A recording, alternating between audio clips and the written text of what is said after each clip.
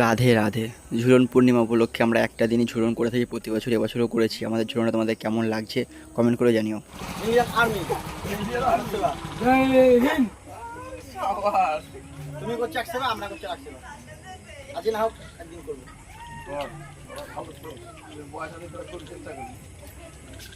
চেষ্টা কি সফল হবে? হ্যাঁ সফল হবে, সেবা করে যেন সফল হতে পারে।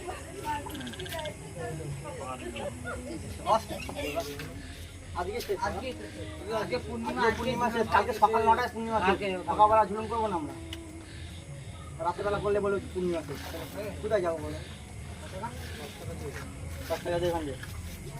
ঝুলন পূর্ণিমা উপলক্ষে তোমরা যেটা শুনলা, পূর্ণিমার দিন আমরা একটা দিনই ঝুলনটা করি। আর মানুষ বলছে তোরা একদিন করছিস কেন?